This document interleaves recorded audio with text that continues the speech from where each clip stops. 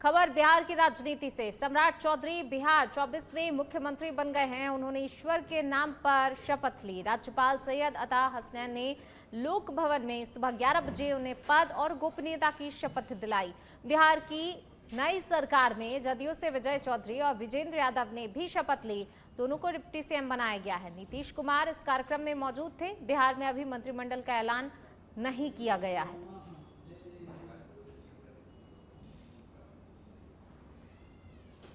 तो सम्राट चौधरी बिहार के 24वें मुख्यमंत्री बन गए हैं। उन्होंने अपने पद की शपथ ली। राज्यपाल ने उन्हें पद की शपथ दिलाई और इसी के साथ 2 डिप्टी सीएम भी बनाए गए हैं जिन्होंने अपनी जिम्मेदारी संभाल ली है। जयपुर में आयोजित नारी शक्ति वंदन अधिनियम सम्मेलन में मुख्यमंत्री भजनलाल शर्मा ने प्रधानमंत्री नरेंद्र मोदी की नारी शक्ति को सशक्त बनाने की पहल की और सराहना करते हुए कहा कि मोदी ने घर घर शौचालय बनवाकर और उज्ज्वला योजना से महिलाओं को सम्मान दिया, जिससे समाज की सोच में बदलाव आया। प्रधानमंत्री मोदी के नेतृत्व में नारी को शक्ति के रूप में सम्मानित किया गया और बेटी बचाओ बेटी पढ़ाओ जैसी योजनाओं से महिलाओं को सशक्त किया गया। इसके साथ ही उप मुख्यमंत्री दिया कुमारी ने भी कहा कि ये अधिनियम करोड़ों माताओं और बहनों का सम्मान बढ़ाएगा, जिससे संसद और विधानसभा में महिलाओं की संख्या बढ़ेगी और हर नीति में एक बहन का दृष्टिकोण होगा। उन्होंने कहा कि कॉलेज में पढ़ने वाली बेटियां मंत्री, विधायक और सांसद बनेंगी, जबकि घर संभालने वाली माताएं देश की नीतियां बनाएंगी।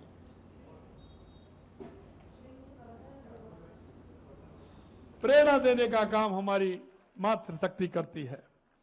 मैं आपसे इतना कहना चाहता हूं कि हमारी बेटियां हमारे राष्ट्र का गौरव हैं। अगर हमारी बेटियां आगे बढ़ेंगी तो हमारा देश आगे बढ़ेगा और उसी संकल्प को लेकर के माननीय प्रधानमंत्री जी चल रहे हैं। हमारी मातृशक्ति की जो भूमिका है, उस भूमिका के आधार पर हमारी सनातन संस्कृति भी मजबूत होती है। हमारी संस्कृति इसलिए मजबूत होती है कि हमारी संस्कृति के अंदर हमारी माताओं का जो स्थान है वो हम सभी जानते हैं। मैं कह सकता हूं कि विकसित भारत 2047 में हमारी मातृशक्ति का बहुत बड़ा योगदान है और आगे चल करके, क्योंकि हमारा देश विश्वगुरु था और स्वामी विवेकानंद ने जैसा कहा कि 21वीं सदी भारत की होगी, उसमें हमारी माता बहनों का बहुत बड़ा योगदान होगा। विकसित भारत में आपका बहुत बड़ा योगदान है। हमारी राज्य सरकार ने भी लगातार मातृशक्ति के लिए योजनाएं लगातार हम चला रहे हैं और आप देख रहे हैं कि जिस तरह की योजनाएं हैं उन योजना में हमारी सरकार भी काम कर रही है। हमारी केंद्र और राज्य सरकार दोनों मिलकर के, चाहे हमारी मुद्रा योजना हो जिसमें हम मातृ बहनों को उसमें लोन भी देते हैं और उनके काम की गारंटी भी देते हैं। लखपति दीदी के माध्यम से हमने 20 लाख बहनों को ट्रेनिंग कराई और 16 लाख दीदियों को लखपति दीदी बनाने का काम हमारी सरकार ने किया है और आगे वो बन रही है। इसी तरह से महिला शक्ति सिर्फ अपना घर नहीं चलाती, वो अर्थव्यवस्था को भी चलाती है। और मैं एक बात और कहना चाहता हूं, क्योंकि देश के यशस्वी प्रधानमंत्री जी चाहते हैं कि हमारी महिला पहचान बने। आप देख रहे हैं, चाहे बैंक सखी हो, ड्रोन दीदी हो, कृषि दीदी हो, विभिन्न क्षेत्रों में हमारी बहनें काम कर रही हैं और उनकी काम करने की जो क्षमता है लगातार वो बढ़ रही है।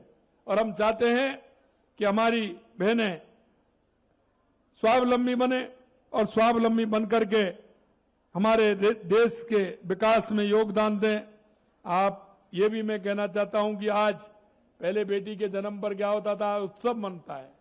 अभी मेरे पास इसी महीने में 3-4 निमंत्रण आए जो बेटी के जन्मदिन पर वो बड़ा उत्सव मनाते हैं। ये बदलता परिवेश है और मैं आपसे कहना चाहता हूं, आपको भी ये परंपरा डालनी चाहिए और हमारी बेटियों के जन्मदिन को बड़े उत्साह के साथ मनाना चाहिए।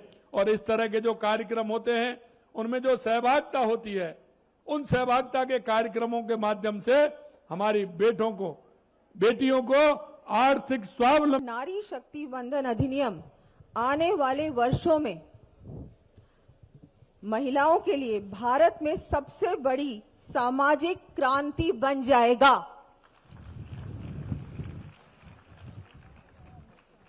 जरा कल्पना कीजिए, आने वाले सालों में संसद में हर तीसरी आवाज और विधानसभाओं में हर तीसरी आवाज एक महिला की होगी। हर निर्णय में एक मां की संवेदना होगी। हर नीति में एक बहन का दृष्टिकोण होगा।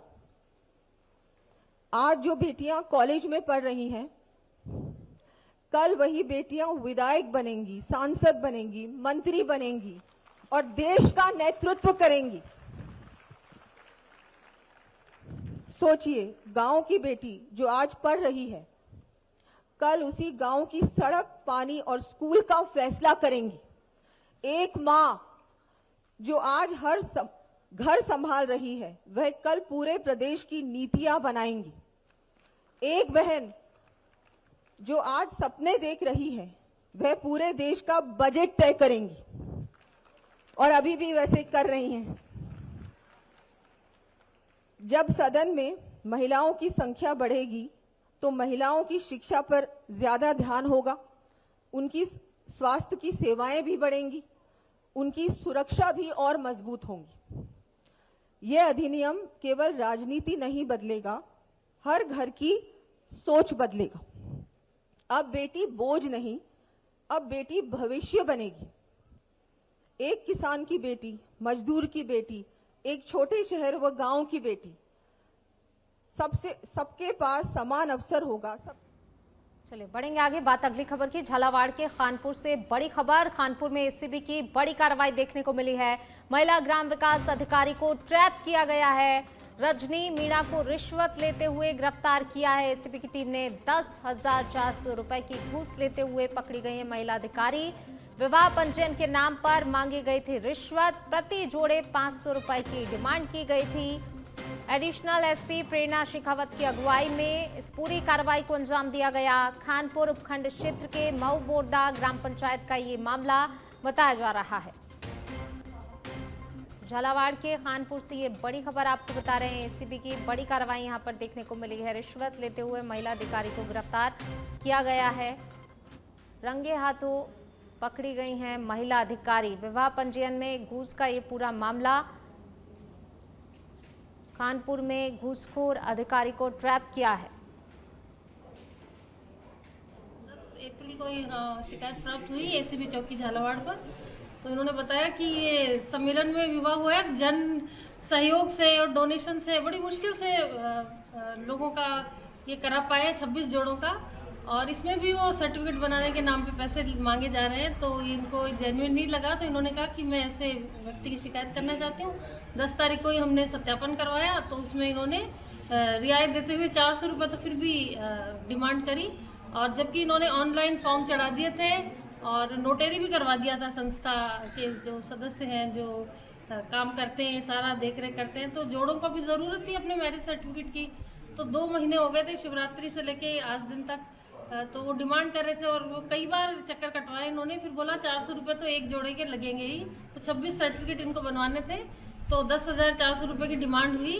और उन्होंने बोला कि बुधवार को मैं मिलूंगी रजनी जी ने। तो आज इन्होंने डॉक्यूमेंट सारे उपलब्ध कराए थे, उनको भी वापस लेके आई और पैसे आज लेते हुए रंगे हाथ इनको गिरफ्तार किया रजनी। चलिए खबरों में आगे बढ़ेंगे। बात करेंगे अगली खबर की। बीकानेर के नौखा से खबर है। राजस्थान सरकार के कैबिनेट मंत्री सुमित गोदारा का नौखा आगमन पर ऐतिहासिक स्वागत किया गया। बीकानेर से नौखा तक के सड़क मार्ग पर जगह जगह ग्रामीणों और शहरी क्षेत्र के लोगों ने पलके बिछाकर अपने नेता का अभिनंदन किया। नौखा नगर पालिका परिसर में आयोजित मुख्य कार्यक्रम में कैबिनेट मंत्री शामिल हुए, जहां सैकड़ों की संख्या में स्थानीय लोग और कार्यकर्ता मौजूद रहे।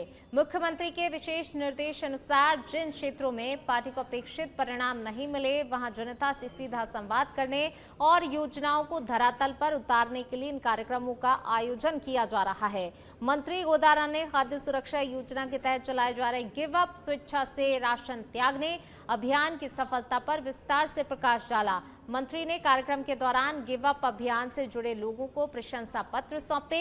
उन्होंने जनता से आह्वान किया कि वे क्षेत्र में होने वाले विकास कार्यों के प्रति जागरूक रहें और गुणवत्ता पर नजर रखें।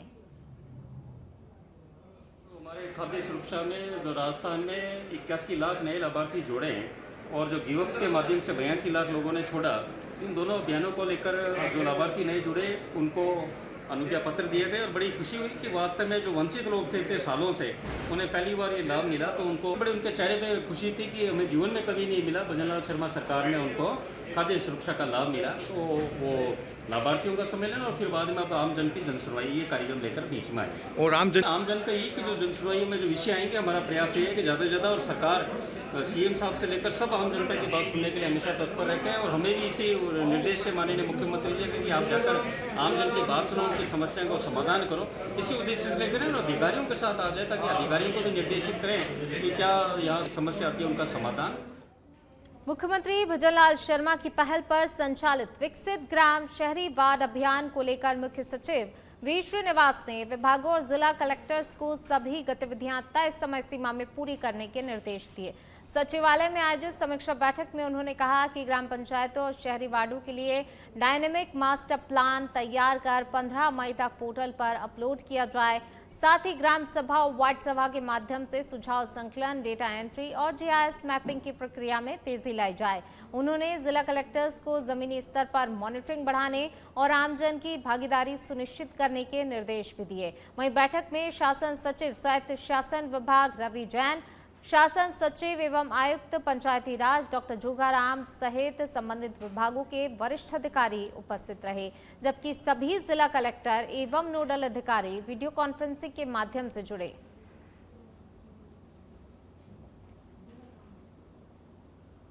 तो वी श्रीनिवास ने समयबद्ध क्रियान्वयन के निर्देश दिए हैं। 15 मई तक मास्टर प्लान पोर्टल पर अपलोड करने के लिए कहा गया है। ग्राम सभा एवं वार्ड सभा के जरिए सुझाव संकलन पर जोर देने की ये कोशिश है।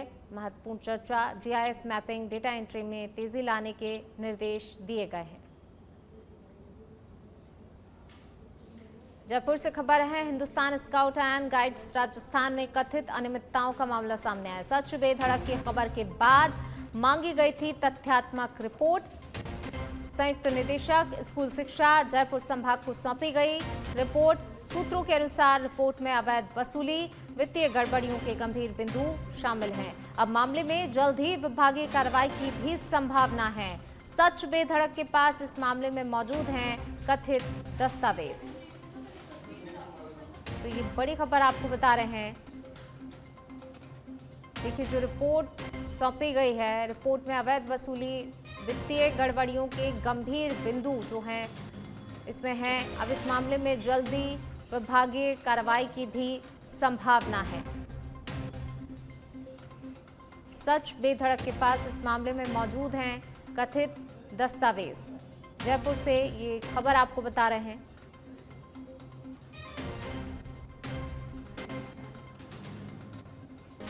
Hindustan scout and guides Rajasthan में कथित अनियमितताओं का ये मामला।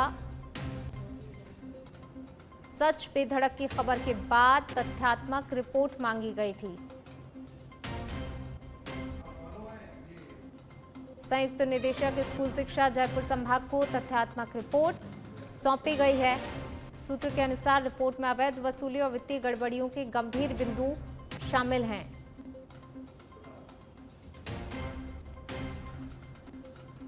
अब मामले में जल्द ही विभागीय कार्रवाई की संभावना भी है। सच बेधड़क के पास इस मामले में कथित दस्तावेज मौजूद हैं। और इसी खबर पर ज्यादा जानकारी के लिए सहयोगी कुणाल हमारे साथ जुड़ गए हैं। कुणाल, देखिए, कई अनियमितताएं, कई गड़बड़ियां कहीं ना कहीं उजागर हुई हैं। ये जो पूरा मामला है Hindustan scouts and guides Rajasthan में कथित अनियमितताओं को, क्या कुछ जानकारी इस पूरे मामले को लेकर, और जिस प्रकार से दस्तावेज भी हैं, तो यानी कि कह सकते हैं कार्रवाई जल्दी देखने को मिलेगी?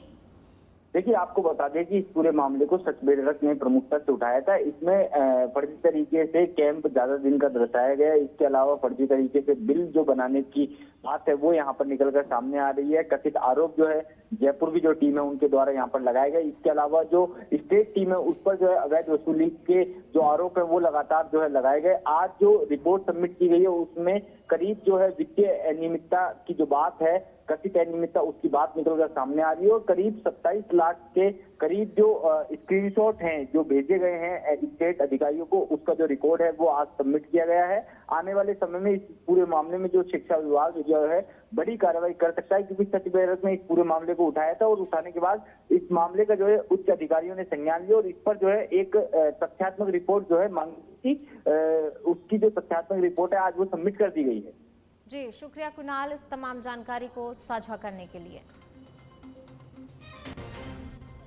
जालौर जिले के सांचौर क्षेत्र की लुड़ियासर स्थित जालिया नाड़ी के राजकीय प्राथमिक विद्यालय में पिछले 3 वर्षों से पेयजल संकट बना हुआ था, जिससे स्कूली बच्चों की पढ़ाई और स्वास्थ्य प्रभावित हो रहे थे।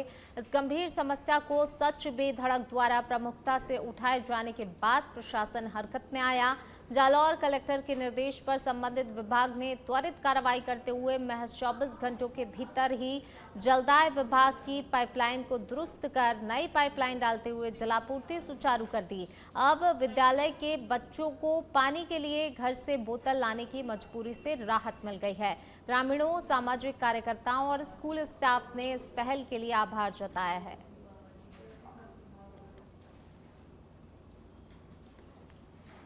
और अब खबर सीकर से है। भारतीय क्रिकेट टीम के कोच गौतम गंभीर खाटूधाम पहुंचे, जहां उन्होंने बाबा श्याम के दरबार में शीश नवाकर देश और खेल जगत की खुशहाली की कामना की। इस दौरान मंत्री मानवेंद्र सिंह चौहान और रविंद्र सिंह चौहान ने विधिवत पूजा अर्चना करवाई और उन्हें श्याम दुपट्टा और चांदी का निशान भेंट कर आशीर्वाद दिलाया। इस दौरान गंभीर को देखने के लिए बड़ी संख्या में क्रिकेट प्रेमियों की भीड़ उमड़ पड़ी। कि बाबा मुझे बुलाते हैं और बाबा का आशीर्वाद हमेशा रहता है, तो ये एक बहुत बड़ी चीज़ है और मैं चाहता हूँ कि बाबा जल्दी जल्दी मुझे बुलाएं। और दूसरी चीज़ है कि यहाँ की जो व्यवस्था है, ऐसा नहीं है कि इस बार जितनी भी बार मैं आया हूँ यहाँ की व्यवस्था कमाल की व्यवस्था है। ममता जी ने बहुत बेहतरीन काम किया। मेरा मानना है कि आगे आने वाले वक्त में और लोग यहाँ पर आएँ, बाबा का आशीर्वाद लें और अपना भी और वहीं दौसा में बाबा बर्फानी अमरनाथ यात्रा के रजिस्ट्रेशन को लेकर श्रद्धालुओं की भारी भीड़ देखने को मिल रही है। 15 अप्रैल से शुरू हुई पंजीकरण प्रक्रिया के तहत जिले में केवल पंजाब नेशनल बैंक की डूंगरपुर शाखा को ही केंद्र बनाया गया है, जहां सुबह से ही लंबी कतारें लग रही हैं। दौसा सहित आसपास के कई जिलों से श्रद्धालु यहां पहुंच रहे हैं, जिससे एक ही केंद्र पर दबाव काफी ज्यादा बढ़ गया है। लोगों को लंबा इंतजार करना पड़ रहा है और असुविधा का सामना भी करना पड़ रहा है। श्रद्धालुओं ने प्रशासन से मांग की है कि अन्य शाखाओं में भी रजिस्ट्रेशन की सुविधा शुरू की जाए, ताकि इस यात्रा को लेकर उनकी आस्था और सुविधा दोनों ही बनी रह सकें। हम अमरनाथ लास्ट ईयर भी गए थे और लास्ट ईयर भी इसी टाइम गए थे। इसी टाइम 16 अप्रैल को रजिस्ट्रेशन करवाए थे। बहुत अच्छा लगता है वहाँ जाने से और सब सुविधाएं मिलती हैं वहाँ। गवर्नमेंट की तरफ से भी अच्छी व्यवस्थाएं हैं। हम सभी से आग्रह करते हैं कि हमेशा अमरनाथ के मैं यहाँ अमरनाथ जाने के लिए रजिस्ट्रेशन कराने के लिए आई हूँ और यहाँ आसपास में केवल दौसा और इसमें एक ही ब्रांच है ये डूंगरपुर की। और यहाँ जो आने वाले बहुत दूर दूर से आते हैं, माधोपुर, गंगापुर, इधर से आ रहे हैं और उनको बहुत तकलीफ हो रही है, क्योंकि ये पूरे उसमें एक ही ब्रांच है। मैं ये मानती हूँ कि यहाँ पे और भी ब्रांच होनी चाहिए और जिससे लोगों को परेशानी नहीं आए। अमरनाथ यात्रा का राजस्थान पुलिस स्थापना दिवस 2026 के अवसर पर प्रतापगढ़ में जागरूकता से जुड़ा विशेष कार्यक्रम आयोजित किया गया। प्रतापगढ़ जिले में पुलिस अधीक्षक बी आदित्य के निर्देशन में छात्रों के लिए साइबर जागरूकता क्विज प्रतियोगिता का आयोजन किया गया। इस कार्यक्रम में विभिन्न विद्यालयों के 132 विद्यार्थियों ने भाग लिया। इसके साथ ही छात्रों को साइबर सुरक्षा और नए कानूनों की जानकारी देने के लिए लघु फिल्म भी दिखाई गई। पोखरण के एडीजे कोर्ट ने अवैध संबंधों के शक में हत्या के मामले में 5 दोषियों को आजीवन कठोर कारावास की सजा सुनाई। 7 साल बाद कोर्ट ने कालाराम पुत्र कंधीराम के हत्यारों संदीप पटवारी, चुनीलाल, राकेश और टोनी को दोषी ठहराया और उन्हें सजा सुनाई गई। मुख्य आरोपी को 1.5 लाख और बाकी आरोपियों को 1 लाख रुपए के अर्थदंड से दंडित किया गया है। महिला के साथ अवैध संबंधों के शक में इन दोषियों ने धारदार हथियार से कालाराम की हत्या की थी। एडीजे डॉक्टर महेंद्र कुमार गोयल ने मामले में बड़ा फैसला सुनाया और राज्य सरकार की ओर से अपर लोक अभियोजक समंदर सिंह नरावत ने प्रभावी पैरवी की। कालाराम का शव नाचना के अवाय गांव में मिला था। जयपुर के सांभर लेक से खबर है, जहां मुख्यमंत्री भजनलाल शर्मा के निर्देशों के बाद सांभर में स्वच्छता, अतिक्रमण हटाने और नशा मुक्ति को लेकर एक अहम बैठक आयोजित की गई। ये बैठक एसडीएम ऋषिराज कपिल के निर्देशन में नगरपालिका सभागार में हुई, जिसमें प्रशासन, जनप्रतिनिधि, समाज सेवी और आम नागरिक बड़ी संख्या में शामिल हुए। बैठक में शहर की स्वच्छता व्यवस्था को बेहतर बनाने और युवाओं को नशे से दूर रखने पर विस्तार से चर्चा की गई। खबर भिवाड़ी से है, जहां राजस्थान और हरियाणा के बीच बढ़ती वेतन विसंगति अब भिवाड़ी औद्योगिक क्षेत्र में बड़े श्रमिक असंतोष का कारण बनती जा रही है। इसी मुद्दे को लेकर बुधवार को बेड़ा सभागार में व्यापारियों और उद्योगपतियों की एक अहम बैठक आयोजित की गई, जिसमें भिवाड़ी मैन्युफैक्चरर्स एसोसिएशन ने प्रशासन के सामने हालात की गंभीरता को प्रमुखता से रखा। बैठक में उद्योग प्रतिनिधियों ने बताया कि हरियाणा के औद्योगिक क्षेत्रों में श्रमिकों को अपेक्षाकृत अधिक वेतन, बेहतर परिवहन सुविधाएं और आवासीय व्यवस्थाएं मिल रही हैं, जबकि भिवाड़ी से सटे खुशखेड़ा और चापानकी क्षेत्रों में मजदूरों की कमी होने से श्रमिकों में असंतोष लगातार बढ़ रहा है। यही कारण है कि बड़ी संख्या में श्रमिक हरियाणा की ओर से पलायन कर रहे हैं या दोनों राज्यों के बीच काम कर रहे हैं, जिससे कि स्थानीय उद्योगों में मैन पावर संकट लगातार गहराता जा रहा है। रियली बहुत ज़्यादा परेशान, इसलिए परेशान है कि हमारे नेबर स्टेट हरियाणा जो लगता है, वहाँ लेबर का अलग स्केल है, हमारे यहाँ अलग स्केल है। उसकी वजह से हमारी लेबर उधर डाइवर्ट हो रही है। उनको कहते जब उनको इतना मिलता है तो हमको क्यों नहीं मिलता, क्योंकि कुछ कंपनी ऐसी जो हरियाणा में भी है और हमारे भिवाड़ी में भी, इसलिए हमारी साथ दिक्कतें आ रही है। कोरोना जैसी महामारी में भी बहुत साहस का काम किया था बीएमए ने, और आज भी बीएमए खड़ा है कदम से कदम मिला के। आज भी खड़ा रहेगा। हमारी अपनी लेबर को हम बातचीत करके रोकेंगे। सभी इकाइयों के साथ एक विस्तृत चर्चा की गई अभी हाल ही में भिवाड़ी में चल रहे अनरेस्ट की सिचुएशन के बारे में, और सबने अपने इश्यूज भी साझा किए और जो सरकार और प्रशासन के सारे स्टेप्स लिए जा रहे हैं उनसे भी ये लोग काफ़ी वाकिफ हैं। और काफ़ी नवाचार भी इंडस्ट्री की तरफ से किए जा रहे हैं, जिसमें छोटे छोटे जो भी इश्यूज हैं वर्कर्स के। तखतगढ़ एमएसपी गेहूं खरीदी केंद्र पर अव्यवस्था से किसान परेशान है। 4 अप्रैल को शुरू हुए केंद्र पर बारदानों की कमी और धीमे उठान के कारण समस्याएं बढ़ गई हैं। गेहूं समय पर एफसीआई गोदाम जालौर नहीं पहुंच रहा, जिससे भंडारण समस्या बन गई है। किसानों का कहना है पिछले साल एक साथ 50,000 बारदाने उपलब्ध होते थे, जबकि इस बार रोजाना केवल 3 से 5,000 बारदान मिल रहे हैं। तुलाई कार्य में भी बाधाएं आ रही हैं और अब तक 12,000 कट्टों की तुलाई हो चुकी है। क्वालिटी निरीक्षक दिलीप स्वामी ने व्यवस्था सुधारने का आश्वासन दिया है।